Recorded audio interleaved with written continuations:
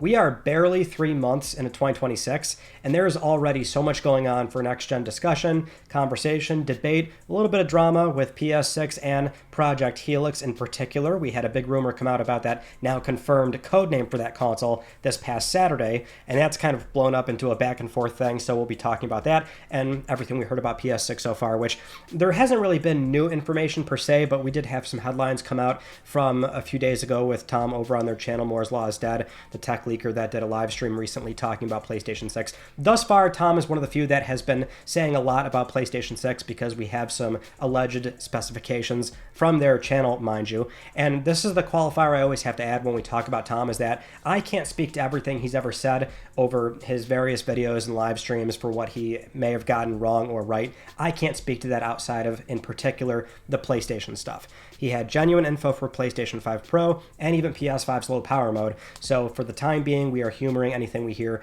relating to PlayStation 6. And so during this recent live stream, he was going over again the PS6 rumored specs. He put these out a while ago, but as a recap, it's allegedly the TSMC 3nm node process, a monolithic die, 280mm squared. It's got 8 Zen 6C cores, 1 disabled for yield, 2 Zen 6 low power cores for OS, and then 54 RDNA 5 CUs, 2 disabled there for, again, yield, 160 watt TDP. Rasterization is expected to be 2.5 to 3 times better than PlayStation 5. Ray tracing, as we keep hearing officially from Mark Cerny, that should be where there's significant gains. So that should allegedly be 6 to 12 times better than base PlayStation 5 right now. So one of the headlines from Tom's speculation is that he believes with PSSR 3, another landmark update for PSSR, by the time this new console comes out, the machine should be able to fully saturate 4K 120 FPS games.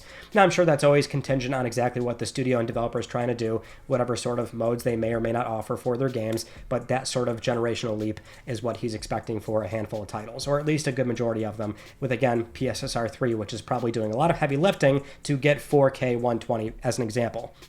At the very minimum, we have RE Requiem that came out, and that game is a very beautiful showcase on PS5 Pro to maybe give us a peek into what we can expect for another generation of PlayStation. But he did also make a case here of why he believes PlayStation 6 will not be delayed. That has been a talking point for a little bit now. We had an Insider Gaming report. We had a Bloomberg report that Sony is considering it. Same with Nintendo for possibly raising the price of Switch 2 again, which they've kind of indirectly did that by getting rid of the Mario Kart World Bundle, because now with a flat fee of $450 for the base Switch console, if you want Mario Kart World, they're technically getting away with charging you another $30 because of the difference. But I digress. The point is, that should probably go without saying that every manufacturer is trying to heavily consider what they may or may not do, because there is uncontrollable things going on right now with storage and RAM prices. Tariffs are still an issue, which Nintendo is now very upset about, and they're filing a lawsuit. So we all know these things are likely happening behind the scenes. It's more about what happens in practice. Tom is making some, actually, I agree with their points here as far as why they won't delay it, which is simply that it would cost too much money to delay it. There's contracts. These things take a long time to put together as far as the console. We know from Mark Cerny officially in recent times it takes about 4 years to fully design, craft, build, and then ship a console. PS6 has been in the works for a very long time. I will say, we don't know what contracts they have, right? We don't know the conditions of these very secretive documents. Sony very likely has options for backing out or holding on to allocation, but we just don't know those things, right? I mean, I think it's fair to say that they could back out of it and delay PlayStation 6. I think at the very minimum, that would be more of a modest thing. I'm just not convinced that it would be far into 2029 or 2030, as some people are thinking or expecting that would happen, but I digress. Tom also makes another point. Back in 2020 with the COVID pandemic and chip shortages, memory prices back then were relatively high. There was a concern at the time that PlayStation 5 would be delayed, but sure enough, they still went ahead and shipped the console. So, I mean, for the most part, I do agree. I still find that Sony is full steam ahead on a targeted holiday 2027 launch, because here's the point I always like to make, is that yes, there is massive issues going on with tariffs, memory prices, storage components. I mean, these crucial pieces of the machine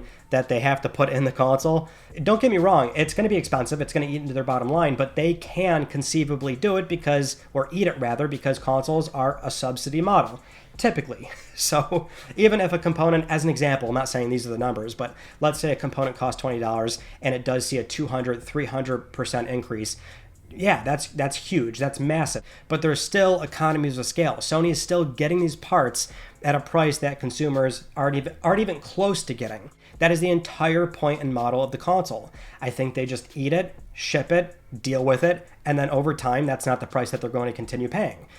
Conceivably, they could go up. We saw this with PlayStation 5, but it's. I think it's very hard to pump the brakes. I still expect we are getting PlayStation 6 on time, late 2027, possibly early 2028. I wouldn't think it would be that much longer. But now let's get into the Xbox side of things, because this is where it's also been pretty fascinating. Project Helix, we know, Microsoft has already said plenty of times over that this is the true merging of Windows and Xbox as a console platform. Previously, the former president, Sarah Bond, said, you're not going to be beholden to a single storefront. So I know people are still up in the air on, can you really install Steam or something? Well, that's the official language we have. And then from Asha Sharma, the new president of Microsoft Gaming, they've pretty much outlined this thing is going to lead in performance. So they probably feel confident this thing on paper will be much more powerful than a PlayStation 6, which we also have specs from Tom, Moore's Law is Dead, where, yeah, on paper, that thing looks far beefier than PlayStation 6, but they've said it's going to lead in performance, play PC and console games. So with that in mind, we had a rumor over on NeoGAF. This is the big point of contention here because we have Sneakers SO, which, as a reminder, Sneakers SO were one of the few that, actually, they were the only one that got this correct back in, it was late 2023, but they pretty much put it out there, the Project Latitude initiative within Microsoft, which is Microsoft going multi-platform, now shipping their games on all machines. And we saw over time that basically there was no red tape. Everything is going everywhere, right? We're now getting Halo, Gears, Fable. It's the Band-Aid is off, right? You can't put the genie back in the bottle. That's what they've been saying lately.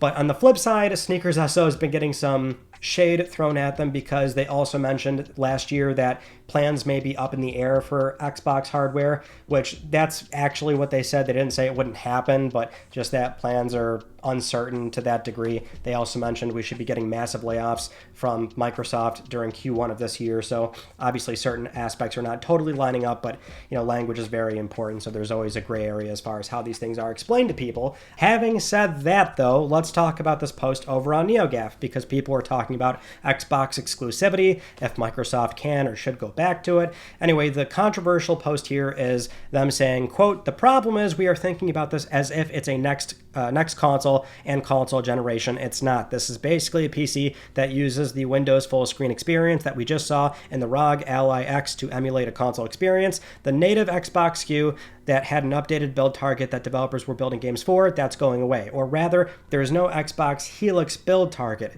It's just a universal Windows platform build. You're just shipping a game for the Windows Store. You still have access to your Xbox library thanks to BC emulation, but as far as having a native Xbox console SKU you built your game towards, that's done. It's a set-top box version of the ROG Ally X, only it's been engineered by Microsoft. It will be pretty expensive and is being made for a very niche audience. Anyone thinking this is meant for a mass market target audience just has not been paying attention, and this has nothing to do with new leadership. She is literally walking into a direction that was set up for her long before she ever entered consideration. She's seeing it through because they've already committed funds to it.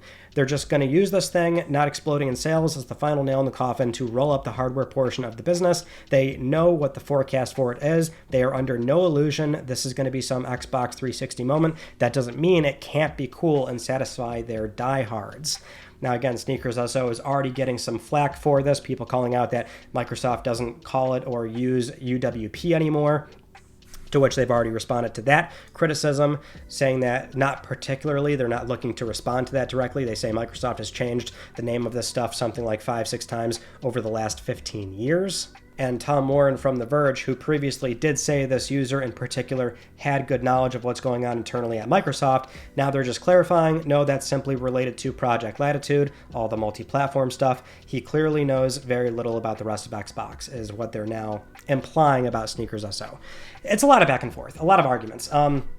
I will say anybody that knows about the multi-platform stuff, I think is worth humoring at least for a little bit, especially considering that we had a lot of reporting from Tom or Jezcord that it was simply a handful of games and it was always up for consideration, which, don't get me wrong, that was probably true. Things are always changing behind the scenes at these big publicly traded companies, and there's only a handful of people at times that know what exactly is going to happen over the long term. So it's one of those weird things where I don't know why we're so set in stone on trying to overcorrect each other, because at the end of the day, neither party is going to necessarily know if we're always falling back on the plans can change caveat. If we understand plans can change, I don't know why we're always trying to correct each other on, no, this is what's actually happening and you don't know what's going on.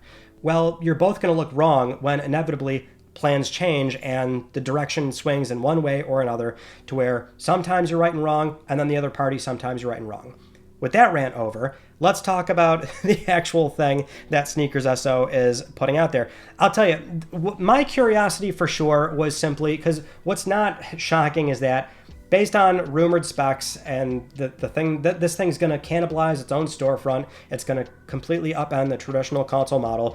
Microsoft is very likely not overly concerned with a high volume console anymore. These things we've always been hearing, that's what this machine is. Nothing about that is surprising to me. What I was always curious about, however, is will you be able to make Helix games? And what I mean by that is exactly what Sneakers SO is implying here. Is there a specific console dev environment that you can build your games towards, and it's an executable that is specifically a Helix executable and not simply a PC game that is available on the Windows Store, and that's now the sort of new generation of Xbox. That's where there's been a lot of arguments going on online about, is this thing a console or not? I mean, look, it's kind of semantic. It's also not, because one, I think it's great that they're doing right by their customers. For diehard Xbox fans, you're going to be able to buy this thing and know that your Xbox console games can play by some sort of compatibility layer that's there. I'm sure there's a lot of logic in the console that they're architecting, so maybe it's a certain level of emulation alongside hardware logic that facilitates the playback of Series S, X, and everything backward games. That's fantastic. So yeah, by sheer technicality, it's going to be an Xbox console playing console games. The thing is, for new generation games, I mean, that's like, I'm a traditionalist. I always love the console environment and what, like, the bonuses to making a game specifically for a console. Even since PS4 and Xbox One, like, yeah, they're x86 machines, but they still have their own bespoke feature set that Sony and Microsoft cherry pick out, and that's still a development kit that developers can make PS4 and X1 executables. They know what kind of platform they're building towards, and you can get really cool, novel things. With PlayStation 5 in particular, you're still making PS5 executables, and you can lean into really unique feature sets, like a very fast SSD, the Tempest 3D Audio Tech engine, the Geometry engine, the various APIs built within the platform, and then you've got other sensory things like the DualSense haptics and triggers. Like, there's so much upside to still doing a sort of traditional console and making console builds. So I was always wondering, is Microsoft's next PC console box, like, are the new generation games going to be console titles? Now, I'm not saying that's 100% locked in. I mean, because obviously Sneakers also may or may not be wrong, but I would posit that if Helix does not have its own specific development environment for a Helix executable, like if next gen Xbox games are indeed Windows titles that will play on PC and Helix, and that's the only executable of that game, to me that is not a console game. And I'm not trying to like insert opinion here or whatever. Oh, of course the PlayStation guy's saying that, but it's like, that's like, you can't launch the Ratchet and Clank Rift Apart PS5 version on PC. There's a PC version, there's a PlayStation 5 version.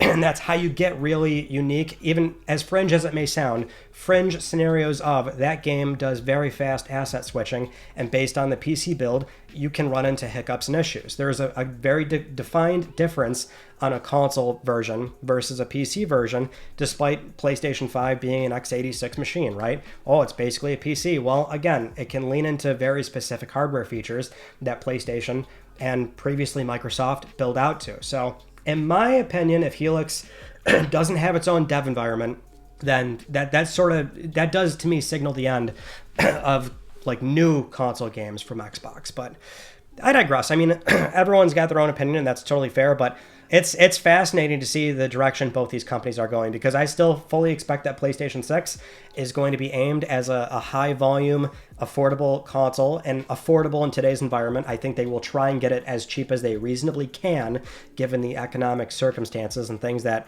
are not out of PlayStation's control. That, and it seems like the Xbox may very well be that sort of crazy priced low volume machine that we've been consistently hearing. That's what that's going to be. And it kind of has to be, because if you can cannibalize your own storefront on that console, where Microsoft is forfeiting 30% on every game sold if somebody wants to install Steam on it, if you can do that, then you have to make money on the hardware. And with it being very powerful, it seems like they're leaning more into a low volume territory. So that's what next gen thus far is looking like. And I don't know if I love what I'm hearing so far. It sounds unique and different and novel. And I actually think there's a lot of upside to just spending a boatload of money and now you have a machine that plays PC and console Xbox games. I don't think that's a bad sales pitch by any means, but it's just two very different way of doing things. And there is still probably some fun to be had as we go into a new generation of consoles. Thank you so much for joining me in this conversation. I'll see you all in my next video. You take it easy.